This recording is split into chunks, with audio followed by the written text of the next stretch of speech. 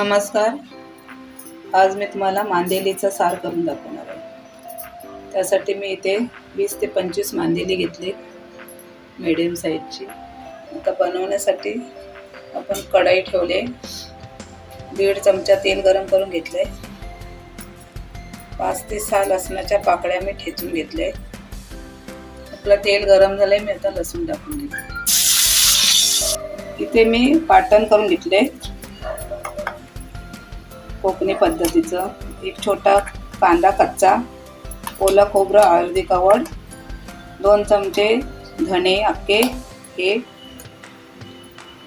7 ते 8 बेडगी मिरची, थोडीशी कोथिंबीर आणि 10 ते 15 लसणाच्या पाकळ्या आणि 1 इंच आल्याचा तुकडा.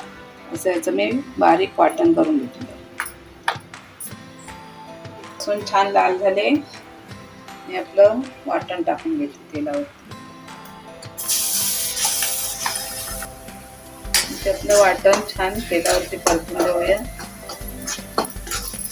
2 ते 3 मिनिटं.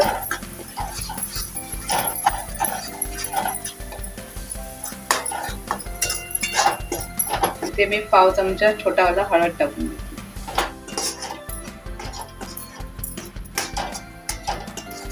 इथे 2 ते 3 मिनिटं मसाला छान तेलावरती परतून झालाय.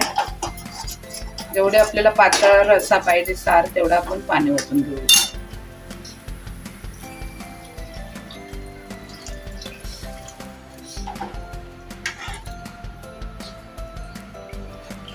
आपल्याला जेवढा घट्ट पातळ पाहिजे रस्सा, तेवढा ग्रेव्ही आपली तेवढी पातळ अगोदरच पाणी ओतून टाकून द्यायचं आणि अंदाजाने.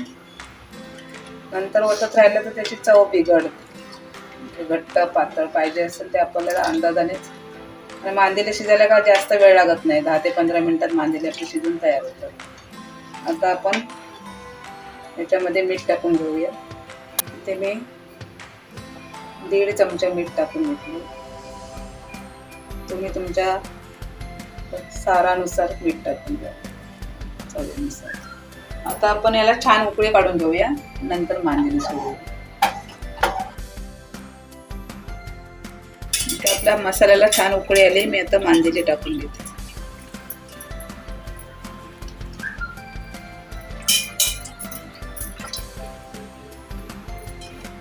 आता आपण इथे 10 मिनिटं आपली पहिले मसाल्यामध्ये शिजवून घेऊया, नंतर कोकम टाकून घेऊया. इथे आपली 10 मिनिटं झालेत. मी आता ह्याच्यामध्ये कोकम टाकून घेते, 7 ते 8. कोकम मच्छीला जरा बऱ्यापैकी टाकायचं, कारण का आंबट तिखट असा सार तर आपल्याला चवीला छान लागतो. गॅस स्लो करायचा आणि 4 मिनिटं अजून आपल्याला उकळून घ्यायचं आहे. आपल्या इथं आता मांदेली साराचे तयार झालेत. मी गॅस बंद करते.